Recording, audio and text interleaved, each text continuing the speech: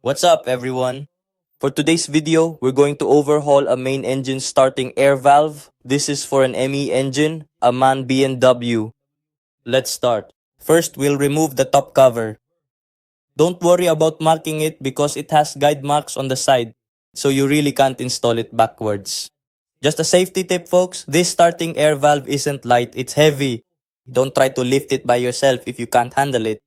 Ask a partner to help you. And also, be careful with stands designed like this one, the kind that rotates. Someone has already crushed a finger on one of these. What happened was when he placed the starting air valve on it, he forgot to secure the valve. When he flipped the stand, the starting air valve fell off and landed right on his finger. It was crushed. This isn't a made-up story, this really happened. So you really have to be careful, folks. Here's another tip for you folks. When you're doing an overhaul, bring an empty container and put all the bolts or the parts you're removing in there so nothing gets lost. Just like what I'm doing here. Alright, this is the last one. Now we can remove the top cover. There we go. Once you remove the top cover, what you'll see inside is the operating piston. That's the brass colored part. The next thing we need to do is remove these two bolts. This part is a bit critical because underneath the operating piston there's a spring.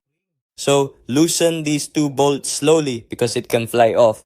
Also, you need to have something to support the spindle from below because it can drop down. Let's continue.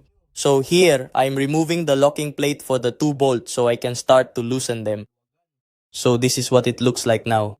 And this is the special tool for the spindle.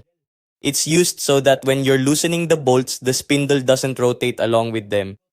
Just a disclaimer, this part of the video is fast forwarded. When you're doing this yourself, you have to go very slowly because that operating piston can fly right into your face. That's because it's under tension from the spring underneath it. And you should also have someone holding the tool on the spindle below to keep it from rotating. Okay, I've removed the operating piston. Now watch what happens, folks. If no one is holding the spindle from below, this is what happens. See that? The spindle drops down. So you really have to be careful. After we've taken out the operating piston and the spindle, we can then remove the spring. And that's it. Those are all the internal parts of the starting air valve. The next step is to clean all of these parts. After that, we'll check to see if the parts are still in good condition. We'll look for any cracks, scratches, and just check their overall condition. One of the most important parts, folks, is this seat right here. So, on this part, this is where the starting air valve sits against the cylinder head housing. If there are deep scratches or vertical marks, it will automatically leak.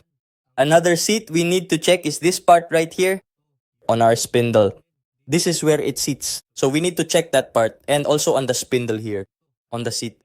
There shouldn't be any markings or scratches. For our outer seat, if you want to lap it, there's a special tool for that. So that's what we'll use to do the lapping. As for the lapping paste, use the finest one, okay?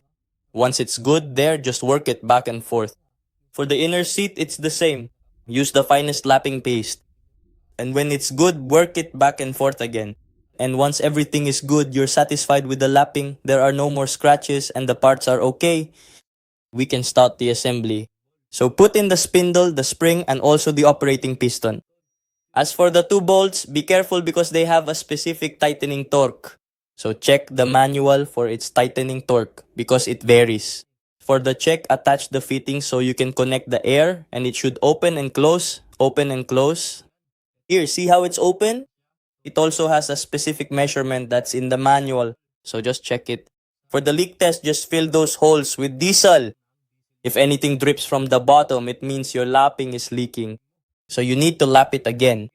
That's it, guys. This is where our video ends. Just comment below if I forgot anything, okay? Bye-bye.